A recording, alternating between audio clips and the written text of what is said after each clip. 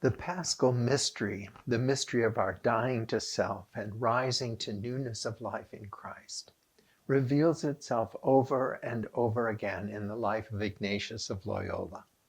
Repeatedly, we see him letting go of selfish desires, turning away from sinful habits, and embracing the new life Christ was offering him.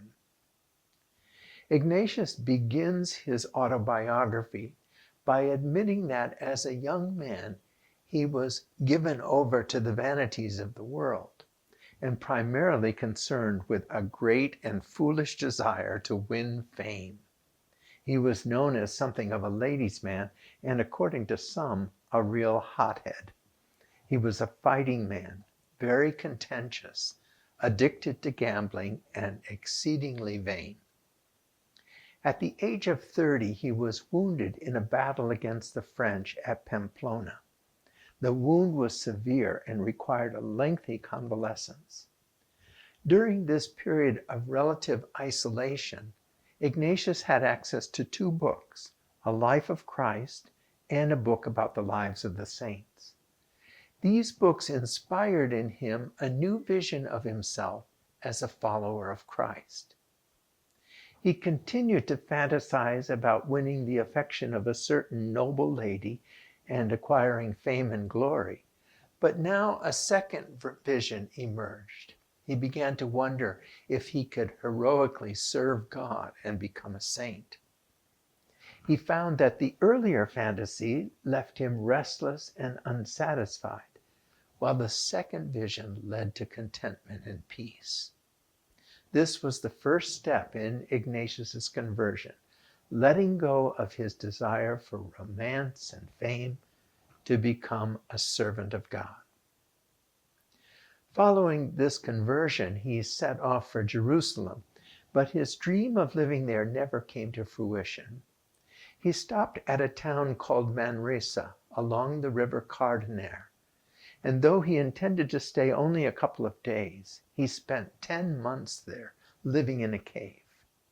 He spent hours in prayer each day, took on extreme penances, especially fasting, neglected his physical appearance, all hoping to outdo the achievements of the saints of whom he had read.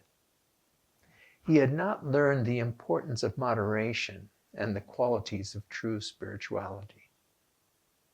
The second step in Ignatius's conversion, then, was to leave behind these extreme penances, which were prompted by his own ego and pride, and to discover instead God's presence in all things. Gradually, he gathered around himself a group of companions. He developed a series of spiritual exercises which he gave to these companions, and eventually they decided to become a religious order, the Society of Jesus, or the Jesuits. The companions agreed to submit to the leadership of a superior general, and Ignatius was elected. He begged them to reconsider their vote, but a few days later he was elected again, unanimously except for his own vote.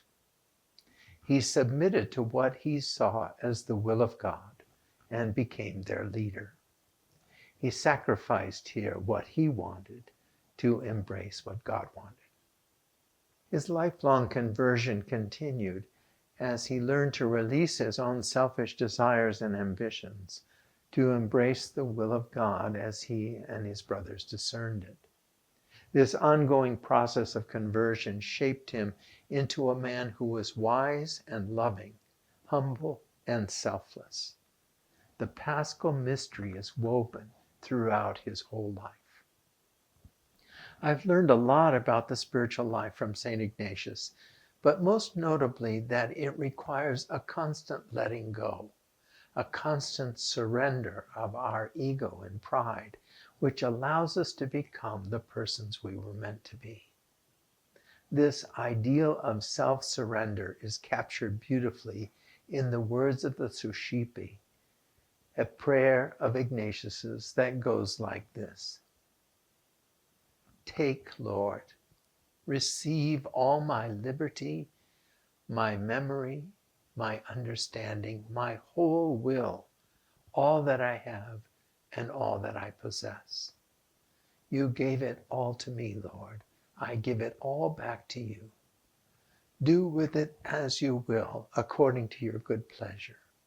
Give me your love and your grace, for with this I have all that I need.